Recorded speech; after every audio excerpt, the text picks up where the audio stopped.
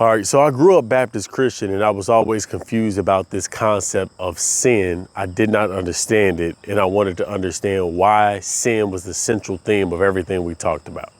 So when I went to church, people would say, you are a sinner and you are deserving of going to hell because of that. I'm 9 years old, I'm 7 years old. What did I do to deserve to go to hell? Makes no sense, never made sense to me. So, and some people just throw it away and say, well, sin does not exist. And although I, at the end of the day, think that to be true, I'm gonna walk you through the thought process on how to think about this, especially if you're a person who is in the church confused and feeling guilty about being sinful and you just don't understand what the whole concept is, what's going on, okay? Number one, you have to understand how the mind works and the laws of the universe. There's one law of the universe. It's as a man thinketh in his heart, so is he. So when you know that law, because everything you think becomes, and also you don't get in life what you want, you get in life what you think you are. So with those two things being cleared out of the way, if I continue to think myself to be a sinner, what does that make me into? That makes me a sinner. That makes me take on sin, and it makes me take on all the guilt that goes with the sin. And sin is really just a concept that was supposed to be helpful in helping you understand the difference between when you're in alignment and out of alignment. But when you go to church, here's the problem with going to church, and the problem with listening to pastors, and the problem with listening to other people other than your own spirit within. Most of these people who are in churches or lead churches have never had an awakening experience to who they really are. If they did, they would read the Bible totally differently. A lot of times they would say to me, you can't read the Bible properly because you have a carnal mind. My mom would say that to me. You have a carnal mind, so you can't read the Bible properly because you're reading it with the carnal mind. And I asked her, what is a carnal mind? What do you mean by that? And she didn't know the answer to that question because she had heard it from somebody else. And that's what answer they told her to give to people who asked questions about the Bible she couldn't answer. So this happens a lot in the church. They teach you and train you on how to debate. But the Bible is not made for debate. It's made to help you elevate out of the physical consciousness of misery and sin, which we'll talk about in a second, into a place of joy, happiness, and who you really are. Because that's who you really are, is happiness, joy, and peace. But we don't know that because we're lost in the material world. So how did we even get here in the first place? When you read any of the spiritual texts, so I've read the Bhagavad Gita, I've read the one of the cantos of Bhagavatam, the Quran, the Torah, Gnostic texts, Nag Hammadi Library, fill in the blank, Tao Te Ching, Zen Buddhist books. I read many of the books, I didn't read all of them. But when you read these texts, they all say the same thing. There is a lower realm where you are trapped in your five senses, and they drive you. And then there's an upper realm that's ruled by totally different laws than the physical realm. When you obey and adhere to the laws of the upper realm, you end up having peace in everything you wanted. When you adhere to the laws of the lower realm, which are your five senses and your lower base desires, you think that those things are going to make you happy, but they never do. So why is it that you continue to go after things that don't make you happy? It's because you believe they will make you happy. And that just means I have a wrong thinking process. So sin at the end of the day is the consequence of wrong thinking. It's not God in the sky trying to punish you. It's you having wrong thinking about the way things are, and that leading to the natural consequence of feeling bad. And also doing the right thing, obeying God, obeying a higher power, or bowing to and devoting yourself to the higher power. What it eventually leads to is you realizing you and that higher power are one. There is no difference between the higher power and you, except you have a physical manifestation that expresses itself in the physical material world, and your Father does not. It's absolute. So that's the only difference. You are absolute and you're also physical. That's two. The Father is only absolute, and that's the difference. So you are your Father expressed in the physical world. If God became a man, he would be you. So you saying God would make mistakes and fall and stumble and be confused? Yes, because God becomes physical. When you enter into the physical realm, you enter into ignorance. It's darkness. And the process of light being put into darkness causes the light to expand, to realize what I am not. So then you wake up and become a shining star in the darkness of the sky. You illuminate and you show the light and you show the way based on your shining. And that's what you end up being. That's actually what you are, but you forget that. All of these books are designed as a ladder. And the ladder is designed to carry you upwards and out of misery into joy and happiness, which only exists in your beingness. That's what it's designed to do. But once you realize who you are, you don't need the text anymore. When I had my awakening experience and realized who I really was, which is the Father in physical form, once I realized that, not intellectually, but through a full-blown experience of knowing, nobody could tell me anything about the Bible or the Bhagavad Gita or even scare me with hell. But before I knew who I was, you could scare me with hell because I didn't know who I was. And this is the fear that a lot of pastors, preachers, and spiritual teachers in today's age have. It's another odd thing. When you look at these books, even the Hindu scriptures, even in the regular canon, the Bible, if you read these texts, a lot of them are masculine dominated. They don't have any respect for the feminine. As a matter of fact, Hindu scripture says that women are less intelligent explicitly. Okay, if you know who you really are and you also know who everybody else is, and you go, if you ever hear that, you go, that's not true. It doesn't matter if the Bhagavatam says that or any other book says that, you know it's not true. And that's all that matters, is you're using your own consciousness to know women are not less intelligent than men. Now, if you don't know that, then you are only projecting your own biased thinking or skewed thinking because you don't know who you are. We are all the same being. So if the women are less intelligent and you're a man, well, you're less intelligent because you're the same. You don't know who you really are. You think you are a physical human being with a past and a future. And that is what keeps you trapped in this world.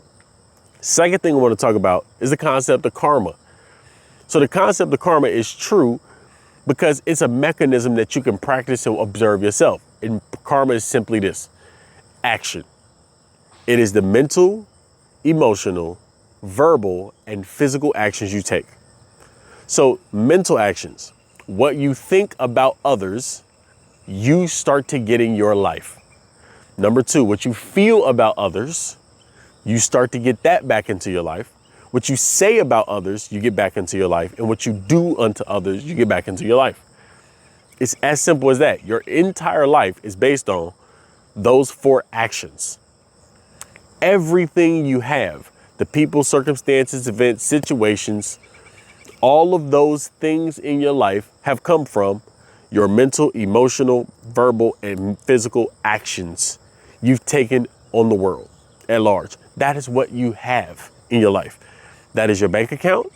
That is your physical relationship you have. That is the way people treat you.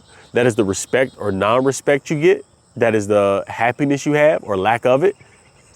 Everything is a result of your four actions. When you realize this, you also say, how do I erase all the negative actions that I've taken in my life? The only way to cure yourself of these mistaken actions, these actions that you had good intentions about, or maybe not the best intentions about, that come back on you, is you have to go into your Christ consciousness. It's a state of consciousness that you really are. And you have to devote yourself to this Christ consciousness and believe in it before you know it. You have an intuition that you are greater than just a physical little human being.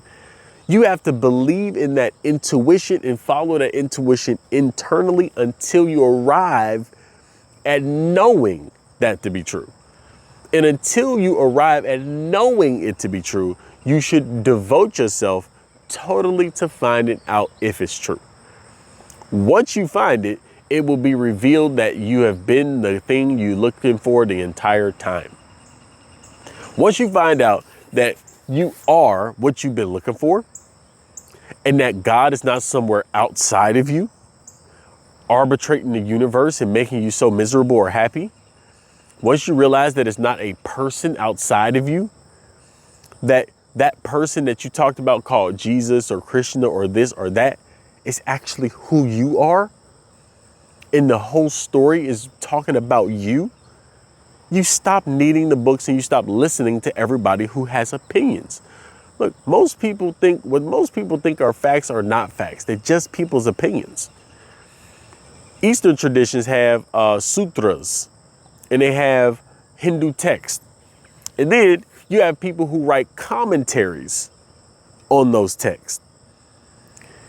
Not only is the scripture an opinion, but also the commentary under that by whatever spiritual guru or spiritual leader, that is just an opinion of their own. What most people think are facts are not facts, they're just people's opinions. Also, when you see something published in a scientific journal about what they found, about the evidence they found in an experiment, what you're reading is a person's opinion about what they saw in the experiment. That's also not absolute truth. If you look at that same experiment and ask more questions, you might come to a totally different conclusion than the scientists did, because all you have to do is observe, look, and pay attention, and you will find something that even a scientist who's trained does not see, because you become what you think about and you only see who you are. So oftentimes, I'm gonna give you an example. Materialists. So these are scientific people who believe in materialism, meaning material created consciousness. This is what they believe. The only reason they believe that is because that's all they can see, and that's all they can measure. So the mistaken thought pattern is to believe that only the things you can see and measure are real. When if you just use common sense and ask, before there was any of this, there was no thing. So how did this stuff get here if there was no thing in the beginning? That makes no sense. Explain how how there could be no thing, and then all of a sudden there's something that created everything else. That makes no sense. And also, if the physical world had always been here, why weren't we always conscious? How come I was born? I don't remember being born. And how come I can't imagine dying and not existing? You can't even imagine that. You don't know where you came from, and you can't imagine not existing. If you try it right now, try imagining not existing. Who's there imagining? You are. So this is all pointing to the fact that what most people think are facts are not facts, they're just people's opinions. Religion was designed way back in the day to help people follow certain principles and rules, because they were too unconscious to feel their unity with the universe and feel the intelligence of themselves and follow their own spirit. They only followed their five senses, their flesh, their desires. Since they followed their five senses, their flesh and their desires, they ended up suffering all the time. So, and the collective thought pattern of the country, the city, determines the outcome of that city. If you ever been, if you're in the States or you're anywhere in the world, but in the States especially, it's huge. If you go to any place in the States, every single place is totally different than every other place. If you go to the Northwest, it's calm, it's mountains. They got a certain way about them. They got androids. If you go down to Austin, Texas, it's a completely different climate. If you go to the Smoky Mountains, completely different experience and environment. You go down south to Alabama, Atlanta, way different environment. Everybody's totally different. What's the difference? It's the collective thoughts of those people manifesting as culture. So when we talk about culture, country, whatever it is, you are really talking about the mind of those people or the collective mind of that place. It's the same way when it comes to religions. Oftentimes religion stops being a ladder out of unconsciousness, and it is a way of identifying and keeping you in unconsciousness. The spiritual path is not for everybody. And most people think they're on a spiritual path when they're really not. Most people are stuck in their own desires, reinforcing their own identities through their religion rather than using a religion to come out of unconsciousness. And there's only a few people who are thinking for themselves and actually coming out of unconsciousness. And those of you who are sensitive, you can feel intensely, or you can feel viscerally, and you cannot deal with low level consciousness. You cannot deal with the way things currently are. You are too sensitive to the way things are in order to keep them the same. You need them to change. And then you look for the answer, and the answer ends up being you change. It is your thought process that causes this stuff to happen. Last thing I'm gonna say, as it relates to karma and as it relates to the claims in the Bible. One of the claims is, if you accept Christ, then you will be forgiven. There are two sides to that. The Orthodox, exoteric Christians believe that if you accept the physical person Jesus as an existing person, believe he died and he rose, then he is the one who saves you from this physical world of sin. That's what you believe. Okay. Although that may, let's say he did die on the cross, because there's evidence that he did. We have no evidence that he resurrected, but let's say he did. Even if that was true, it would be only to show you what you can do. It would be only to start a ripple or a wave in the consciousness of human beings on what's possible. But there is no way another person can fix your sins. It's impossible, because karma don't work that way. Your actions have brought you here. So that action that happened, that ripple effect that happened 2,000 years ago, is only for you to realize today that you are that, and you can become that. And as a matter of fact, not just become, but you've been that the entire time. But you don't know that until you have the experience of being that. Before that, you have to go on a search and seek truth for yourself. You can't get it from a book or overanalyzing everything. You can't get it from intellectualizing the book. You have to become a participant. And until you become a participant, nothing makes sense. So the whole point of this video today is to say, think for yourself. Realize that the books and what people say about the books are not facts. They are just people's opinions. And you have to go discover for yourself what the truth is. And that may take years. Years. You trust your own gut. And that's the way things are going to flow for you.